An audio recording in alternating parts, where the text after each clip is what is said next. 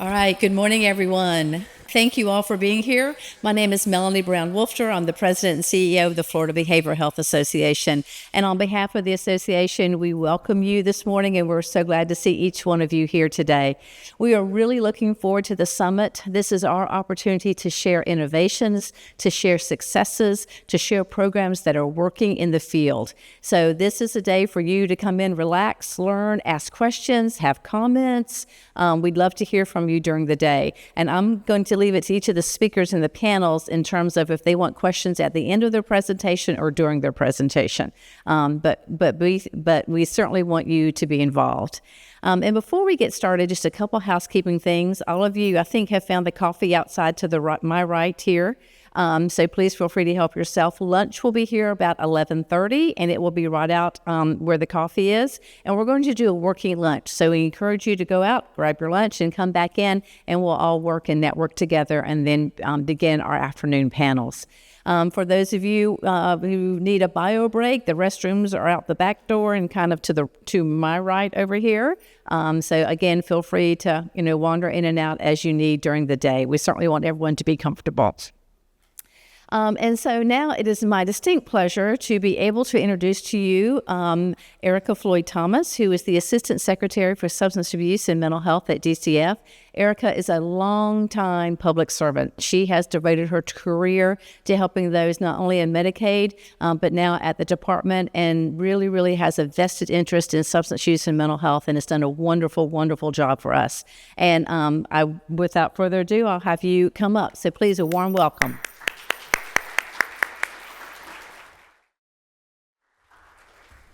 Good morning. Thank you so much, Melanie. That long-standing public servant. I don't want to be that old, but glad to be here and glad to be alive. I guess if I wasn't old, I'd be dead. So, good morning. Thank you all for coming to the forum. Super excited to share with you about some of the work that we're doing at the department. We are really challenging ourselves to be our best selves and to make sure that we're leaning into spaces, that we're being innovative, creative, and that we're calling ourselves to action on a number of things. So I first want to start with you about some of the investments that we've had over the last couple of years. So we've been using our state opioid response grant to be able to deliver services. In addition to that state opioid response grant, we also were pleasantly blessed to be the beneficiaries of the opioid settlement. And that settlement afforded us last year $205.7 million into our system. $188 million of that was invested and placed into the GAA, the General Appropriations Act, for us to do some specific work. And so that work was designed with thinking about the way that it was structured in the SOAR grant. So really leaning in and thinking about a couple of areas. First, focusing on prevention. What can we do to prevent individuals from even contending with a substance use disorder? The work around that, from primary prevention to directed prevention to those that are most at risk. So we've been investing dollars in that, and that is essential for us. And I know that as you go and you work in your communities, we understand the importance of making sure that we have those prevention activities to keep healthy communities and strong families. And that's what we're about at the department. We also have spent money in treatment. And for us, our call to action in treatment was to make sure that when individuals are ready to receive services and receive care, we stand ready to be able to deliver them, to reduce barriers to access, to make sure that when you want to go to receive treatment, it is available to you. It is not something that you have to wait 6 to 8 months to be able to begin to enter into. That financial barriers are not something that precludes you from being able to access medication-assisted treatment, residential services. We wanted to make sure that we had services that meet the needs of those individuals that are most seeking help. We recognize that there's a gap that we need to do in terms of our residential services for individuals who have children. We wanted to make sure that we had programs that are not only mom and baby programs, but programs that extend beyond that. So we've really been focusing on bolstering that and seeing what that looks like. How do you enter into treatment as a mom and leave behind your kids? How do you work on yourself? But also you want to be there for your family. So we've been working towards that. We know with our treatment services, we've been looking at the intensive outpatient services. We've been examining the reach of our peers, trying to make sure that we stand up and build that peer workforce. We've partnered with FBHA, FATA, to make sure that we have those trainings for our peers, for those who are going through that certification process. They offer scholarships to be able to continue that. We are excited to say that we have expanded our footprint. We have over 900 certified recovery peers in the system now. We would like to continue that. We know that peers can walk alongside you in that journey, and we want to continue to have those peers readily available.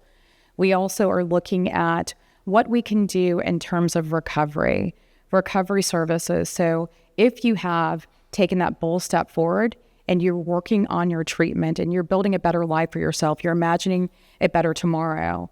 So where do you go if you cannot return back home, if you cannot go back to the environment that would have you at risk? Where do you go? So we've been focusing on continuing the work around those recovery housing, like recovery housing for individuals. So we are excited to say that last year alone, last fiscal year, we were able to expand to 44 more Oxford houses. So that is something that we want to continue to expand. We hope to do so with our SOAR funded dollars and also with our opioid settlement dollars to be able to continue that footprint. We want to make sure that that peer workforce continues to grow through our recovery community organizations. And so we've invested in the recovery community organizations using opioid settlement, but also the SOAR dollars as well. Our focus has been on making sure that there are no barriers to accessing medication-assisted treatment. We know that we hear time after time that there are just some areas where there are just voids and droughts. Those are treatment deserts. So we've been working to figure out the best approach to expand our footprint around mobile access. So we're working through that. We're even looking at statute. We're examining the next steps. What does that look like for us? I know we were bound by a needs assessment. We're even questioning whether we need to continue that practice. What can we do to make sure that when you are ready, you have a place to go if you are ready to be inducted? As you know, we work with our group of peer prescribers, and they really work to make sure that they can challenge practitioners to examine the way that they approach individuals with substance use disorder, specifically those contending with an OUD.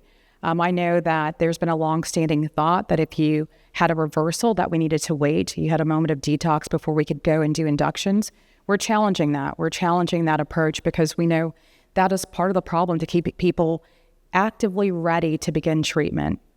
And so we have lots of exciting projects that we're working on. CORE, our Coordinated Opioid Response, led by Governor DeSantis, to make sure that we have individuals ready to enter into care, doing things that expand beyond the reach of Hospital Bridge. Hospital Bridge is an amazing program, using peers at hospitals, but also having that EMS component was essential, but also getting our emergency room physicians to be willing to do that induction. So we're excited about that. We are also thrilled to talk about the work that we're doing in terms of technology, making sure that, I don't know about you all, but I love to Google things and use WebMD. But when you're ready to find a treatment provider, that's at your fingertips. So we have been partnering with Bamboo Health to make sure that beds are available. So we know as a treatment provider, if you are leaving that ED, you want to know where a person has a available bed, knowing that they're able to go into that seamlessly. So we're working on the technology to do that. We also have partnerships with universities to continue the reach of our research, looking and examining, doing predictive analytics, making sure that we have a stratified approach to make sure we know where our hot spots are and that we can respond to that. So I can go on and on about this. I know you all are very passionate about it, or you wouldn't be in this space, because I know that it's not the money, but it's the love for it. And it's a love for humanity, making sure that everyone has what they need when they need it.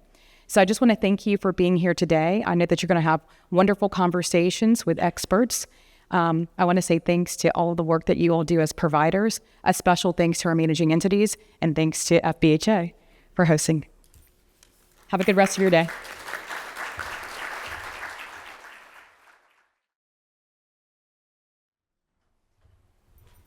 All right. Thank you so much, Assistant Secretary Floyd Thomas, Erica. Anyway, it's wonderful to hear what the department has in terms of goals, increasing access, making sure capacity exists, and really using the funding in the best way possible to treat our clients and the families that we serve. So again, thank you very much for being here. So it is now my distinct pleasure to introduce our keynote speaker. We are very fortunate today to have the esteemed professionals that are leaders in Florida in the area of addiction medicine. And so one of those is with us this morning is Dr. Laurie Solomon. She's an assistant professor with the University of Florida. She completed a residency in both psychiatry and in addiction medicine and a fellowship as well.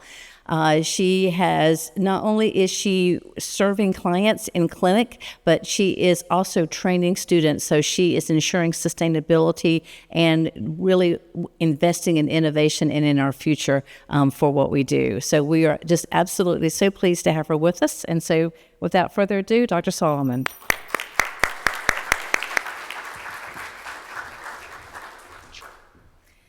Well, thank you for having me. Good morning.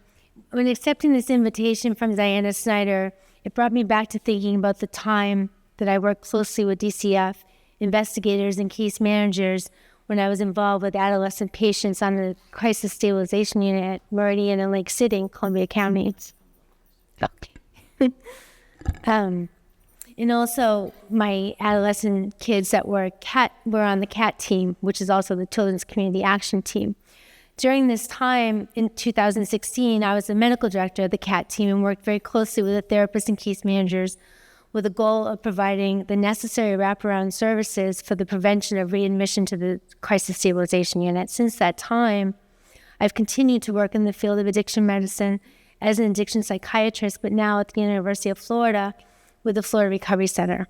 And there we provide treatment for adults of all ages and backgrounds to primarily include healthcare professionals who are referred to us for treatment from all over the country and here in Florida. This has given me a unique experience from treating one of my very first CAT kids. She was a 7-year-old in the 2nd grade with her success, and now being very involved with not only our adult patients at FRC, but also their families with their stories of great hope and success, but also their stories which have led to disastrous outcomes. When working closely with kids and families, this experience taught me how important it is for those like yourselves who are the first coming into contact with these families, and more than likely at the worst times of their life, and to approach this contact with knowledge and understanding of how the circumstances became so severe that now the entire family is affected to such a level that the intervention of the department is necessary. So what to do next? My goal today is to give you a behind-the-scenes look into the origin and progression of this lethal medical condition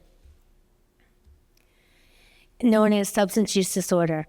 Even though we are primarily looking at opiates and stimulants, the word substance actually refers to many substances with psychoactive properties and affecting the neural circuits in the amygdala area of the brain. So let's begin our journey into looking at what actually happens behind the scenes physiologically with the affected brain. First, I need to tell you that I have no financial disclosures. Here are some learning objectives that I'm hoping that we can touch upon, and I'll try not to take too long. But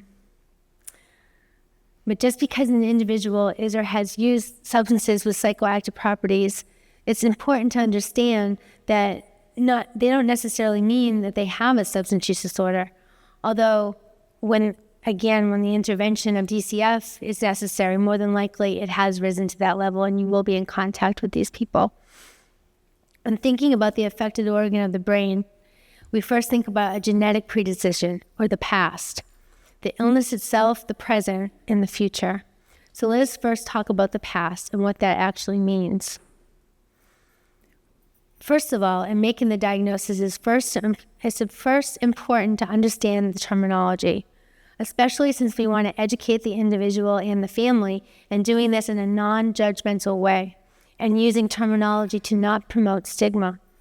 The DSM-5 has shifted the use of the term addiction to substance use disorders by integrating the concept of substance abuse and substance dependence, so it's no more abuse or dependence.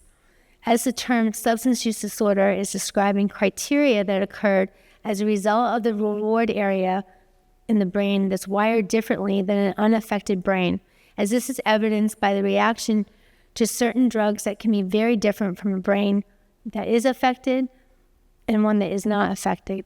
We may not know all the circuits that are involved, but it is the outcome and behaviors that create the criteria we use to make the diagnosis. So to make this diagnosis of substance use disorder, we first must identify, do they have a substance use disorder? Because not everyone who drinks or necessarily uses a substance, again, has a use disorder. Therefore, according to DSM-5, the definition, substance use disorder describes a problematic pattern of using alcohol or another substance that results in the impairment in daily life or noticeable distress. The substance use disorders are diagnosed with specific criteria, and when the recurrent use of substance results in functional or clinical impairment. There are 11 of these criteria, and it only takes 2 to make a use disorder. I won't go through them all, but of course it consists of things such as persistent desire or successful efforts to cut down or control their use, a recurrent use resulting in failure to fulfill major roles or obligations in school or their work, a tolerance and withdrawal. Of these 11 criteria that account for the symptoms, understanding the genetic history, such as the illness affecting parents, grandparents, aunts, uncles, cousins, and it is necessary that we see the genetic background. And as you see on this slide, that there is a genetic predisposition, with orange representing males and purple representing females. And as you can see, not every generation is affected, and it can be variable, such as skipping generations. And those affected are not singled out by sex either. They can be male or female. There's long been tension between the perception of substance use disorders as brain disorders versus moral failings. Substance use disorders are brain disorders, affecting brain circuits involved with emotions, insight, decision-making, cognitive control, and reward and motivation. Circuits designed to help us meet foundational needs around our nutrition, procreation, and social bonding. This brings us to the targeted organ, and again, that is the brain. The most important, intriguing, yet complex organ in your body. This brain model demonstrates progressive growth of the brain with the brain maturation through the ages of 5 to 20. As you see the various colors with the blues or purple representing maturity of the prefrontal cortex. The blue actually demonstrates the interconnectivity of circuits such as these neuronal pathways. This roadmap or neuronal pathways and circuits continue to develop until full maturation, that's between 20 and 25. The multicolor image demonstrates the wiring of the brain. It is the prefrontal cortex that is involved in the decision-making, such as to use drugs or alcohol, and also is the area of the brain that is the last to mature. You might think that's interesting, last to mature and also involved in decision-making. The brain wiring of the amygdala is wired by the genes that are inherited, and that wiring is what's responsible in making the neuronal pathways, such as a pathway formed between the amygdala and the prefrontal cortex. This is the hijacking of the brain. That brain that's wired in such a way because that individual inherited genes from somebody somewhere in the family, whether we talk about it or not, that's a different story because of the stigma, but they inherit these genes, and then not only does it mean that they will go on to develop a substance use disorder because it takes genes and environment together to produce a substance use disorder. But once that wiring is different, that wiring crosses over from that amygdala area to the prefrontal cortex, and it is reinforced over time.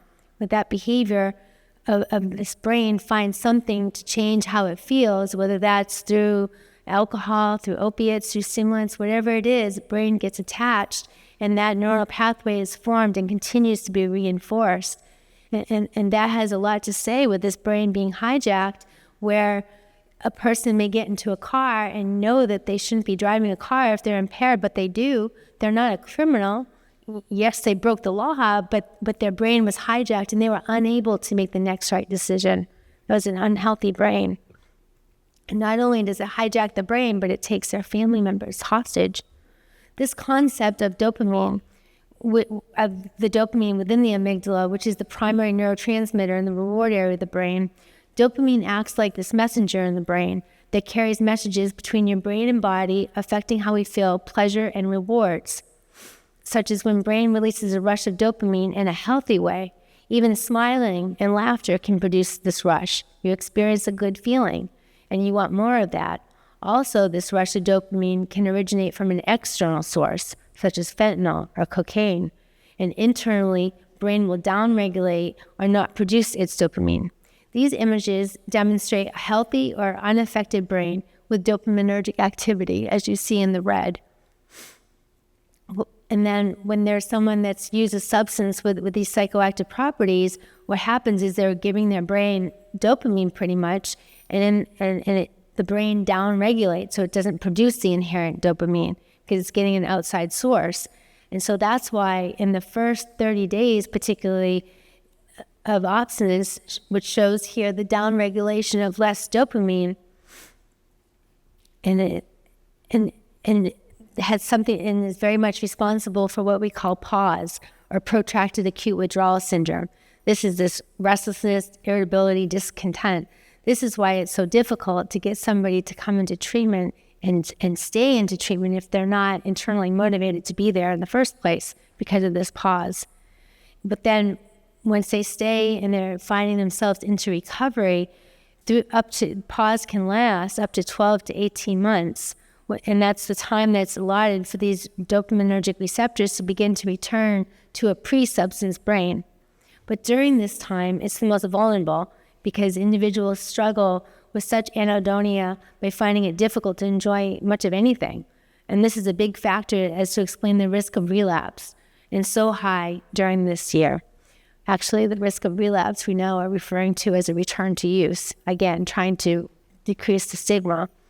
But this makes it crucial for someone to not just be abstinent or sober, but to be in recovery. Two very different things.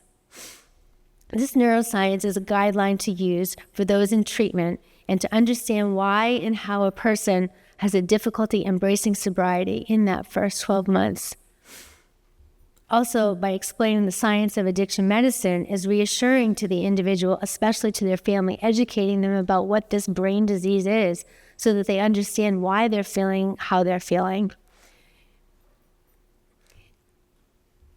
Now, all that you see, as you are the first in contact with these individuals who are affected, whether it's parents, the children, or both, now looking at other mood-altering substances that we have that can be involved, and there actually are about 30 of them, and I'll just kind of list them all here. And some you may recognize, some you may not recognize, such as ayahuasca, which is a long-acting hallucinogen from Peru, causes psychosis, days of hallucinating. DMT, another hallucinogen. Kratom, an herb like opiate.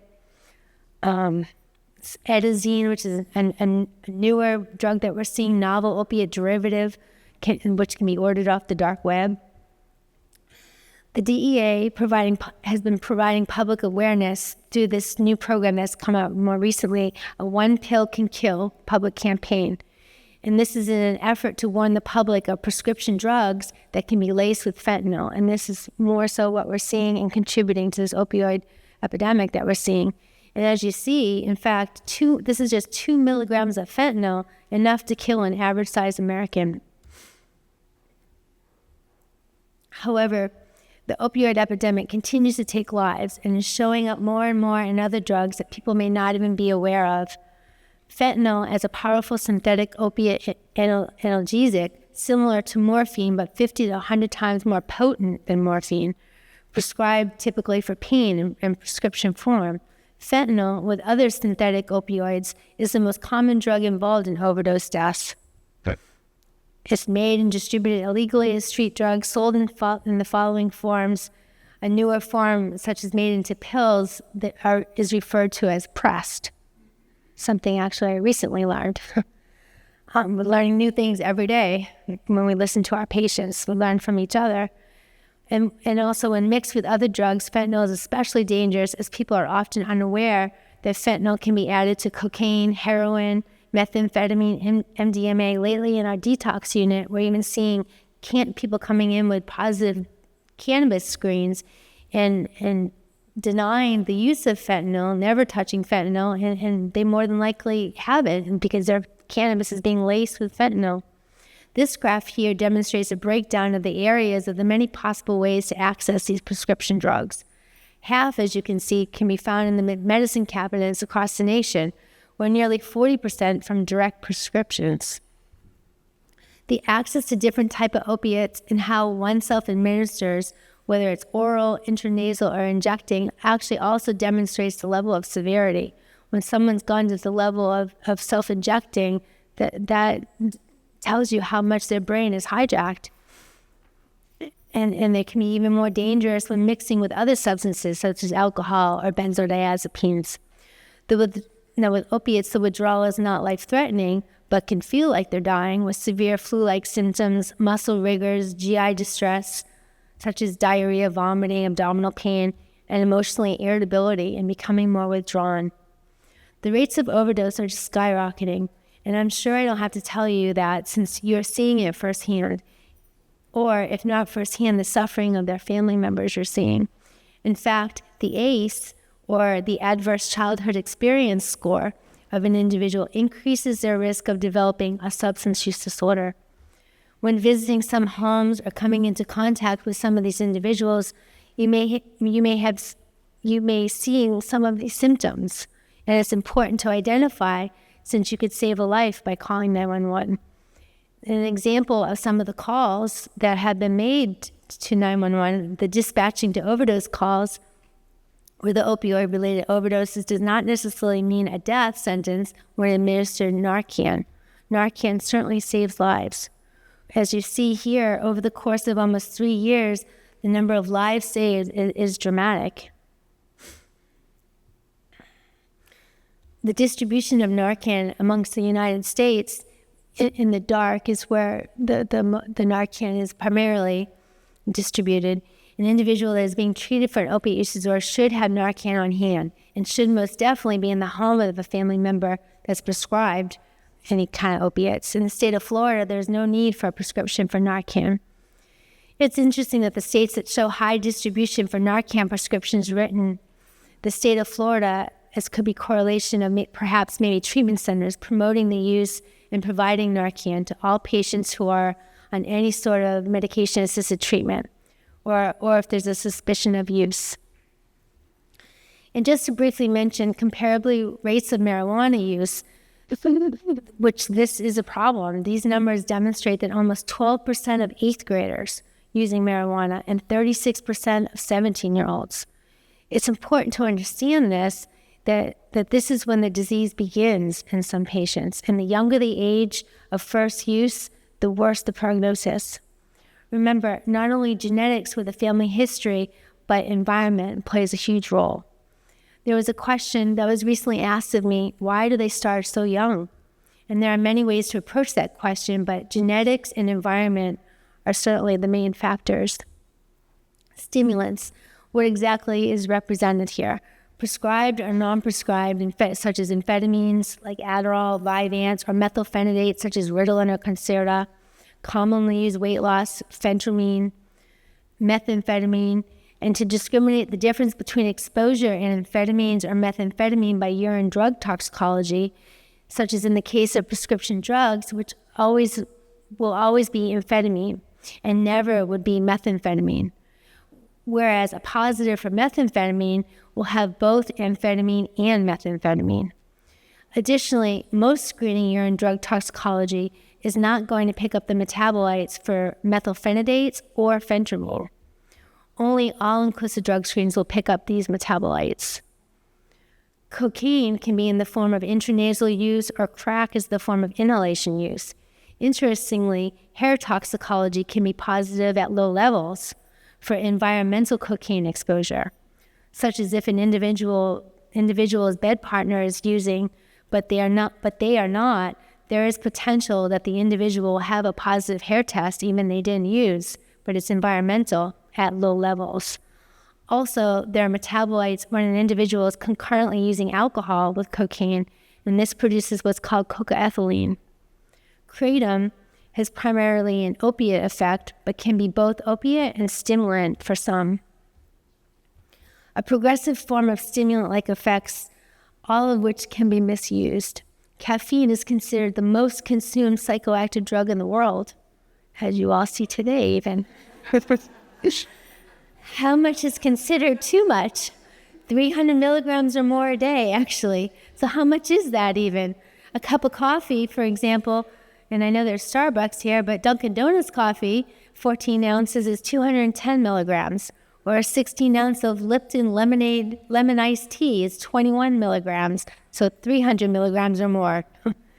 The sign of methamphetamine intoxication is severe, with severe anxiety and paranoia. Signs of stimulant withdrawal are hypersomnia, dysphoric mood, even suicidal ideation. This is an increased risk of suicide attempts during this period of time, most commonly in that first 72 hours. These signs of withdrawal can be tied back to, as we spoke of earlier, to the regulation of dopamine. Since brain is no longer exposed to the external dopamine, now internally the brain is trying to turn it back on, the inherent dopamine, but it takes time. And that's the dysphoria that one experiences. These drugs, like a chameleon, can mimic or blend in with its surroundings. Like a chameleon can mimic or blend in with its surroundings. There are an assortment of designer drugs that mimic the effects of other drugs, such as stimulants or opiates. For instance, just briefly to bring in, there's Molly, or also known as MDMA ecstasy, has properties that produce a combination of effects similar to stimulant with hallucinogenic properties. Also, Molly can disrupt and cause serotonin syndrome, which is potentially life-threatening. Serotonin syndrome is a combination of ultra-high blood pressures, profuse sweating, fever, muscle rigidity, even seizures, ultimately death if not treated. Cathinones are considered designer drugs. They may resemble Epsom salts, but they are not. And they can cause erratic behaviors, hallucinations, delusions. Kratom, which is metabolized to mitragynine and detected through specialized urine toxicology. A regular urine drug screen is not going to pick up kratom. This acts as an opiate-like effect, and in fact, individuals who attempt to self-detox from opiates use kratom to alleviate their withdrawal symptoms, and then there are others, perhaps not knowingly, to use the kratom in teas or coffees. And when using regularly, and then they stop, they're going to have opiate withdrawal symptoms because the kratom acts on opiate receptors in the brain, and at high doses can have a stimulant-like effect, but at low doses can have a sedative-like effect. The onset of action of kratom is within 5 to 10 minutes, and the duration can last up to several hours. We need to educate the public, and especially our senators, to make this illegal, kratom. Just as years ago, spice and K2 was bought at gas stations, and now that is illegal. Let us remember other mental illnesses, such as major depressive disorder, generalized anxiety disorder, and ADHD, as well as serious mental illness, bipolar disorder, schizophrenia, are all psychiatric conditions, as is a substance use disorder. In other words, they're all brain diseases. Also notice that these serious or persistent mental illnesses have a much higher rate of concurrent substance use disorder, especially with persistent mental illness. And these brain diseases kill. The overdose-related fatalities in the United States alone are increasing at an alarmingly rapid rate. From 2012 to 2023, drug overdose deaths climbed from 41,502 in 2012. Here in 2019 is 70,630 individuals. To the most recent numbers, opiate-specific deaths in 2023, 81,083 individuals. And total deaths between 2022 and 2023, 107,543. That's 1 million people in 10 years. And this is an astounding 159% in just over a decade of deaths. And another notable trend shows that while statistics on teen drug uses are decreasing, overdose rates continue to rise. One cause for this is the prevalence of opiate drugs, both prescription and illicit, as well as the vast majority of teen drug overdose deaths involve illicit fentanyl. Total reported adolescent deaths in Florida for 2023 is 7,412. Since often fentanyl is incorporated into counterfeit prescription medications such as oxycodone, Xanax, and users may not even be aware that they're using fentanyl, as I had mentioned earlier with the cannabis and they had fentanyl in it. These number of overdose and deaths are from the ages of 15 to 24. More males are dying from drug overdose than females. 1,600 of our teens are dying from prescription drugs that they're getting either from the medicine cabinet or each other. While it is nearly 50-50 between sedative hypnotics and opiates, and this number is close to cocaine. However, alcohol number is deceiving, as what is not counted here are the kids that are dying in accidents associated with alcohol use that go undetected, so this number I suspect is larger. The state of Florida has received monies in 2022 from the opiate settlement in the amount of $205.7 million. These funds are meant to serve communities throughout the state of Florida, with a goal to reduce overdoses by implementing evidence-based programming and providing immediate access to evidence-based treatment, as was mentioned earlier. The Florida Department of Children and Family and Florida Department of Health are working together to deploy public awareness materials regarding the dangers of substance use, specifically fentanyl-laced drugs. Responding to an overdose requires education and readily available resources at the hands of the communities, families, law enforcement, emergency medical services, case managers, investigators, and healthcare providers. So now that we have discussed substance use disorder, primarily of opiates and stimulants, it's important to recognize other co-occurring factors, such as many times when you're working with these families, there may be an element of depression or anxiety or both, or even an episode of psychosis, but one must always be on the lookout for substance use, as we also are looking for an underlying medical condition. But as you see here, out of 100 kids with substance use disorder, 30 of them will have co-occurring major depression. This must be detected, since one illness, such as major depression, won't improve until both illnesses are addressed and treated properly. Now that we learned that there are so many neuronal circuits involved, now when formulating action plans and finding the most appropriate services to have a better understanding that there are so many different medical illnesses that just as the many different drugs there are. And these can mimic or masquerade as another, so do the psychiatric conditions. For instance, cocaine or amphetamine impairment can appear as bipolar disorder. Stimulant or marijuana impairment can appear as psychosis, as well as stimulant and opiate withdrawal can appear as severe anxiety. Family involvement by educating and using the medical model is so very helpful to peel away the guilt and shame, as well as some families struggle with appearances. For example, what would it look like while being in denial of an actual serious and lethal condition? The psychiatric interview is so crucial. Gaining trust in therapeutic alliance is vital for not only gathering the history, but also formulating a plan for treatment. Once we've explored, identified, and built a therapeutic alliance, we can now talk treatment. There are various levels of treatment, and that can be from residential, partial hospitalization programs, with or without housing, intensive outpatient programs, and outpatient. There is criteria through ASAM guidelines that determine these levels of treatment and determine what is the next best step. First, when discussing treatment and determining the risk for relapse, first we have to gauge the readiness for change, and doing this through a motivational interviewing while always gauging the readiness for change by pre-contemplation, contemplation, preparation, the action, maintenance stages. And in these different areas of change shows you where they are in their condition. For someone who has never been to treatment, they are typically vacillating between pre-contemplation and contemplation, meaning they don't identify that they have a problem or they're in denial, whereas contemplation, they're kind of thinking they do, but then they don't, so they're kind of getting in the water, getting out of the water. But through educating parents, you can offer them extra support by connecting to other families in their recovery journeys. As you continue to have this conversation for treatment, at first when expressing concerns for the need for treatment with these individuals, the individual perceives this information as just a crack, or they're contemplative. But when through certain modalities that we can promote willingness for treatment by empowering the individual to open the door wide and be open for treatment or in the preparation stage for change. There are guidelines when determining the level of care. The guidelines for determining the level of care is based upon the American Society of Addiction Medicine criteria.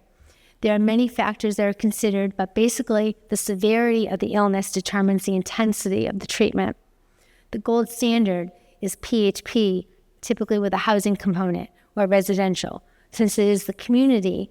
In that community is the biggest factor in providing an environment to understand the individual is not alone, and the education to teach that individual about their medical condition and build their recovery foundation. Because as I said earlier, it's not about just being sober or obstinate, it's about having recovery. There are different styles used, whether an outpatient or more intense in the IOP, PHP, and residential level of care. And depending on the level of care, determines the intensity of therapy regarding the frequency and depth, such as cognitive behavioral therapy seeks to help patients recognize, avoid, and cope with the situations in which they are most likely to use drugs. CBT is very much used in meetings such as SMART recovery, as compared to the alternative of 12 steps.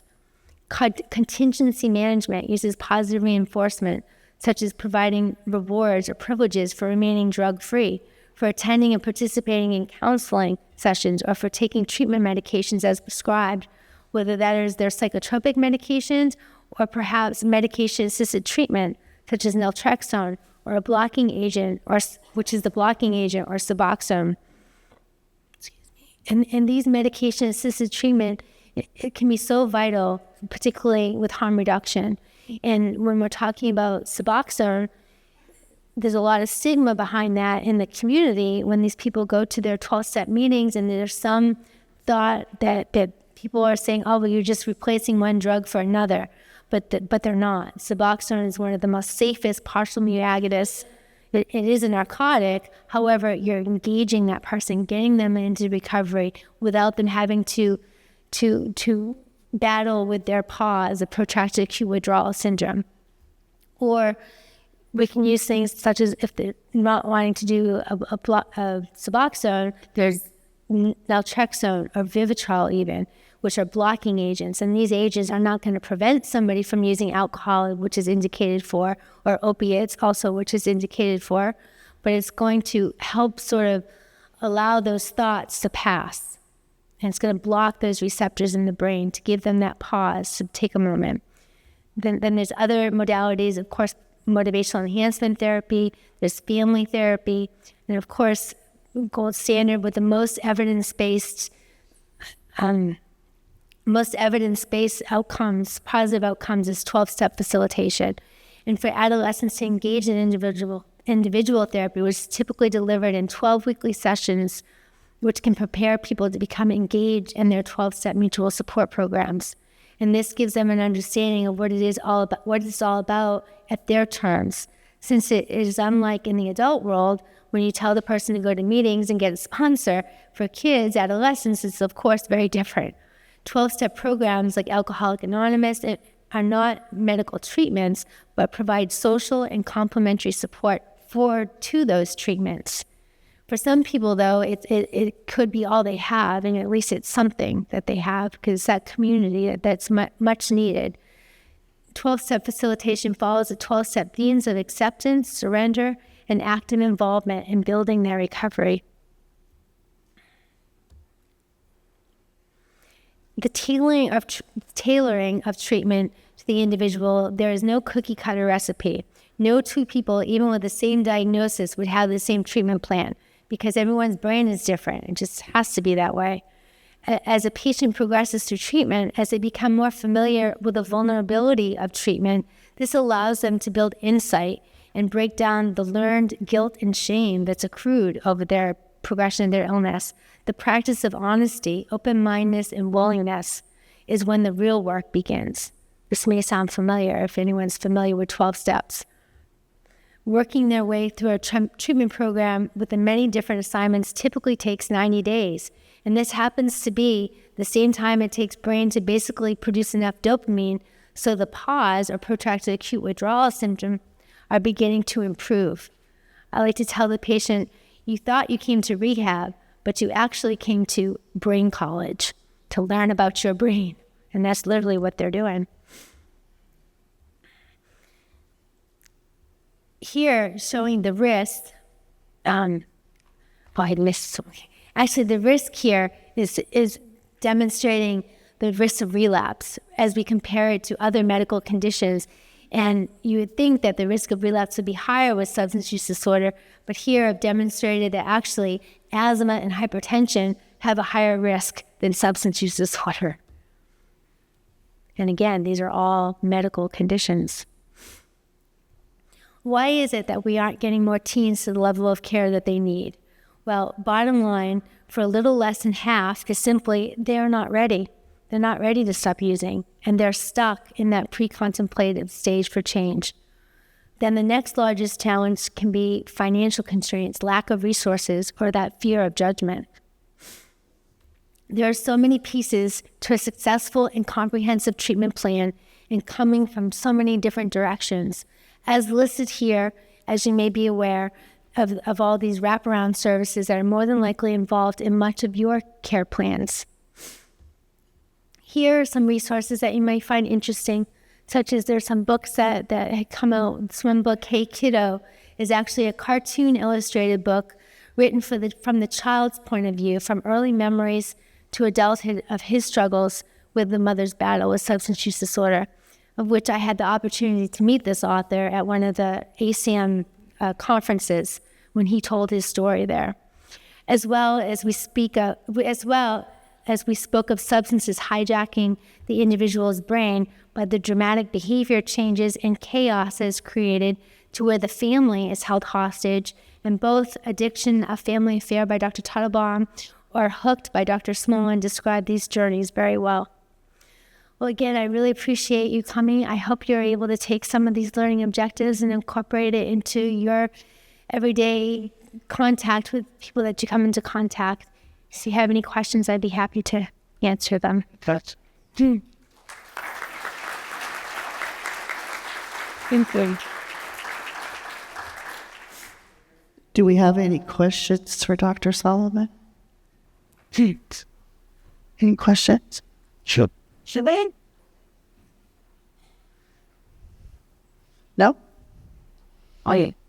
Yep, I'll so, Dr. Sullivan, so in your clinical experience, what have you found to be to have the better outcomes in terms of composition of treatment? Is it family therapy, the cognitive behavioral, along with medication-assisted treatment? What has sort of led to the better outcomes? So a combination of all of those things, really. And that's part of what treatment is about. And being at the PHP level or the residential level and involving families with family workshops, giving them education about this condition, what this individual is doing, and how they can help their loved one, but help themselves too. Because they certainly need the support too. And that's through like Al-Anon is very much beneficial for these families. But certainly involving medication-assisted treatment is important when that is appropriate. And engaging people, so important at many different levels. And it comes to at some point that the outpatient level is just not enough. And that's why they need that higher level of care. All right, we have a question. Actually, it's a comment and a plea for advocacy. So I was in the treatment industry for a long time, and even though there's medical evidence that it takes really a year for your brain to heal, and yet insurance typically will only pay for 28 days of treatment, which actually, in my experience, it almost makes it worse because if the person doesn't have a good aftercare plan, then they just go back, and then they're into reverse, tolerance in reverse, and they overdose typically and die. So what can we do as treatment providers and the recovery community to really start advocating for longer insurance coverage so that people aren't thrown to the wolves, so to speak? Because it's really unfortunate that, you're left to your own devices often. Fortunately, we do have support for recovery community organizations, which can fill some of that gap, but it's not enough. Right. And so my plea is all of us that are capable of advocacy, please start advocating with the insurance companies to provide longer treatment coverage. Thank you. Yes, absolutely. That is certainly a thorn in my side, of course. And you made a very good point that when people are going through treatment, especially at that 30, 45-day mark, that they are most at risk for that return to use and for death, unfortunately, because they pick up where they left off. And those receptors in the brain are very sensitive. And because they pick up where they left off, puts them at risk. But I do have to say, being at a treatment program, that we have seen that some companies, and not to defend the companies, but they are allowing more. Like there are a lot of patients that stay with us at Florida Recovery Center is typically 90 days. And there have been some patients, more so than not, that do get that full 90 days. I mean, we have to write our notes in such a way to get that treatment, but they very much get it. I mean, of course, it's not the majority, and that does happen, unfortunately. But then there's levels where you step them down. So you always, even if somebody has to leave, not because they don't want treatment, but because they can't pay for treatment, always forming that discharge plan is always what should happen. Good morning, Dr. Solomon. Thank you so much. This was fantastic. I've been in the addiction field for 30 plus years, and many of the information has not changed. Most of it has not changed over the years. I attended a conference 2 weeks ago, and there was something that one of the speakers said that really stuck with me. And he said, we need to stop providing care to people and start taking care of people. Yeah. And it's just that reframing and that perception of what we're doing. When people come to us, they may not necessarily be ready, and they're forced by various factors in their life. And they don't want to attend group or individual. There's things they don't necessarily want to do, but yet we say, okay, this is the treatment plan. This is what you must do that in order to receive services. And we're shifting that conversation away to, okay, if they're not ready, we want to at least get them on medications to keep them alive while we're working with other recovery support services until they are ready. And that is a difficult shift for many people. In my organization, it's particularly difficult for our prescribers to really have that shift away from, well, I'm just giving them medications, but they're not actually in treatment and what's going on there. I'm looking to see your perspective on that and what I said about taking care of people and your recommendations of the best way we can move forward with providing the care that people need and taking care of them. Yes.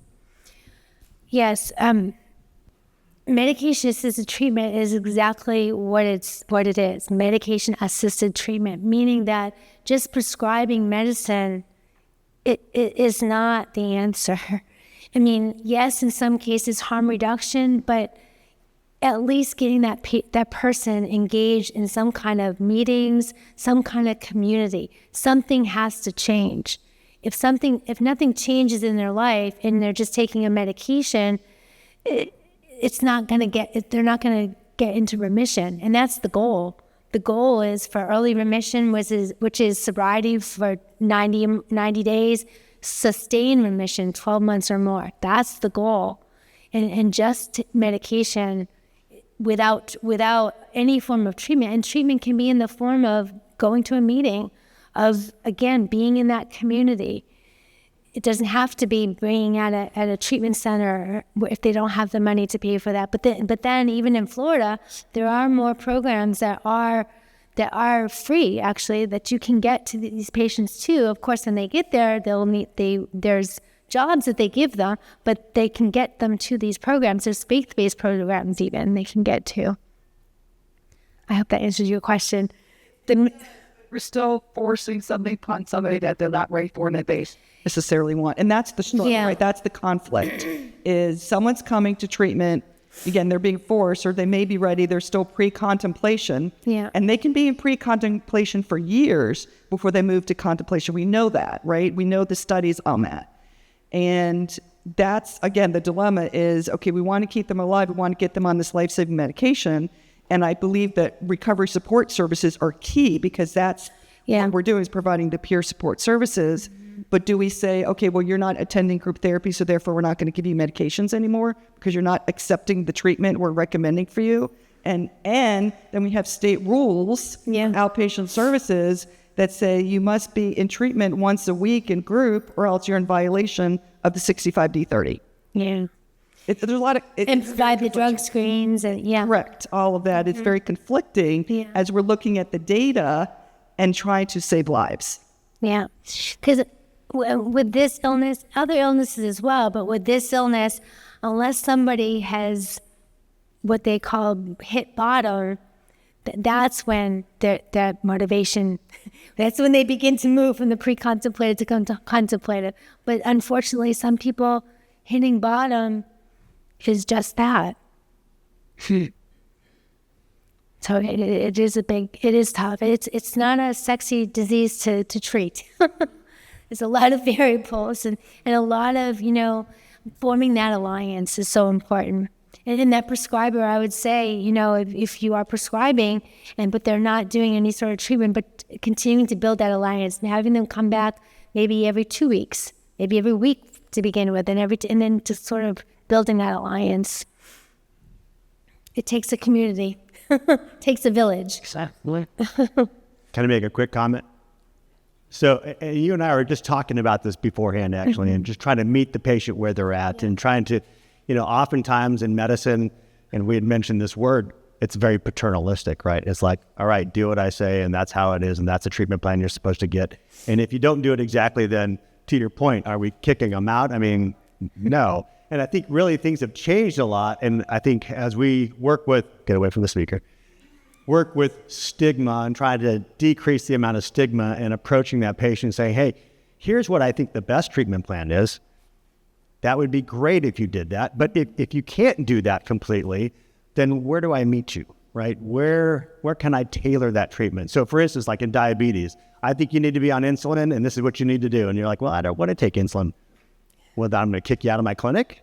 No. Basically, I might say, well, what can you do? What are you able to do? Can we take an oral hypoglycemic? Can we do something like that and kind of meet that patient where they're at? And I think that's kind of the approach, and having that shared decision-making. I think, of course, trying to get them on medications that'll save their life. It's like, well, you're not engaging in treatment enough. You're not really doing all the things that 65D30 says we need to do. It's like, what, do I cut the medication off, their life-saving medication? No, that's not the right way to go. And I think some of those rules need to be probably readdressed and maybe rewritten. But I think the heart of it should be, how do we meet those patients where they're at, even if they're not 100% and they're still pre-contemplated, but we still can help them. So, All right, you have any other questions? Got one over here. And a lot of times this, if you will, leverage can be gained from family members. Hopefully they have some family members, and that leverage that you have can gain them to get into treatment. Or if they're able to get to treatment, but they're not willing, that's when involuntary services come in. That's when Marchman Act comes in. When a person has demonstrated the loss of control and lethality of their condition, that meets criteria for a Marchman Act. And Marchman Act is not just written by healthcare professionals, but families can go to the court and get an ex parte. And initially, there's been data on this at University of Florida that's demonstrated that, by committing someone to treatment through a Baker Act, through a Marchman Act, you're not going to get them engaged. Well, actually, it's quite the opposite. Once they get into treatment, once they get into that milieu, into the milieu with others, then they see, and then you can release the Marchman Act. That's how that's how you use that ability, that leverage. Is it correct to assume that the gains that you report are representative of fidelity to the best practices, to the models that are there? evidence-based treatment models. Because what I see now is that in our population, and due to the lack of clinicians, there's a lot of go onto the website and download a portion of something that's CBT. And we don't have the fidelity, let's say, to the model that typically we see. Do the gains represent that? Is the eclectic approach causing harm versus an integrated approach? I just see it as a big barrier. When I hear about maybe someone who's stuck in pre-contemplation, my mind goes to what are the next interventions, right, that can help them out of that pre-contemplation. We have evidence-based models in there. We have, the MET and then the contingency plans and all those things that we can use, the psychoeducation to try to help them get out of that place versus no treatment at all. I mean, is it safe to assume that fidelity to those models is important? I'm sorry, the what? Is it safe to assume that fidelity to those models is important? Well, where it's backed by evidence, where it's backed by... Versus an eclectic approach. You mean like virtual? No, like random pieces of CBT, random pieces of inconsistencies with a contingency plan, things that we could say we have these things here, but it's not the traditional full model. Mm-hmm. Well, the main factor, I think, what we're trying to approach is community. Are they engaged within others, having the support of others, and maybe using pieces of all the different factors and putting them together? But are they within this community? Have they changed something in their life so that they can sustain sobriety but get into recovery? So all these factors can be used, but having that support close to them is important. Okay. I'm not sure if that answered your question. No, but that's okay. I have another question. MAT, MAT services. Is there a model for that? Because I see that we have clients that have been on methadone 10 years, no treatment. Is that part of the model? Well, that would be harm reduction. Okay. So under the harm reduction. Mm-hmm. Thank you. But certainly you do need some form of treatment. Any other questions? Hi, I was wondering if you see room for kratom in the harm reduction conversation, and why or why not? Why is he what? If you see room for kratom in the harm reduction conversation, and why or why not? So using kratom as a medication-assisted treatment, is that what you mean? In terms of acceptance and recovery, we see more room for THC in recovery now and treatment. How you feel about that in terms of kratom? I see. So any substance, whether it's kratom, THC, stimulants, any substance, when somebody is early in recovery, and because those neuronal pathways are beginning to, they've uncoupled this behavior of take something to change how I feel and made this new pathway. But if they're using something like kratom or even THC, that puts them at risk for going back, for that pathway going back to where it was and not getting better. So as far as using other substances when someone's trying to get into recovery, doesn't typically work. It may work initially perhaps, but then it ultimately gets back to maybe not necessarily their drug of choice, but gets back to another substance, and where it's sort of like the Titanic, that's all going down. It's all going back to where it came from. We have an election coming up regarding making marijuana legal. And how's that going to change our treatment programs when we know that marijuana is one of those substances that aggravates and continues with the continuum of different things that they take the marijuana to try to alleviate some of the other things. And if it's legal, what is that going to do to the treatment program? So there's medical marijuana, which we put that name medical on there, but really call it what it is. I mean, it's really recreational marijuana. It's like alcohol. Alcohol is legal too. It's there. And would it be in a treatment program? I wouldn't foresee that ever being in a treatment program, because again, it's another substance with psychoactive properties that's going to keep that person ill in whatever it is that they're trying to gain from the use of a substance, whether it's marijuana, whether it's kratom. I mean, you need to ask themselves, what are they trying to self-medicate? Are they self-medicating anxiety? Are they self-medicating depression? Then that's another circuit in a different area of the brain, temporal lobe, left side of the brain, that needs to be addressed. Yeah, no question. I'm a person in long-term recovery, and I would like to speak to the question that the lady asked about, the fidelity to a treatment. I also have been working in the field for 12 years. And one of the things that I have noticed, because I ran a medication-assisted treatment program, is that we do have to be eclectic in the way that we approach this. Everybody's not the same. I was also a certified peer in the state of Georgia and on the board with the Georgia Council of Substance Use. And one of the things that we addressed over the whole state was recognizing that not everyone recovers the same way. And that 12-step programs are not the end-all be-all, because they cannot be, because they don't meet everyone's needs. And making that relationship, developing that relationship with a person, having that warm handoff with a peer is vital, because they're a person who can see, who knows what's going on, who has been there in their shoes, and can understand where they're at. And that's one of the things that is just, I see as a very important thing with where we move as the state, is that we are looking at eclectic ways of all recovery. That's one of the things, all recovery. It doesn't matter the way a person recovers, that we meet them at that place.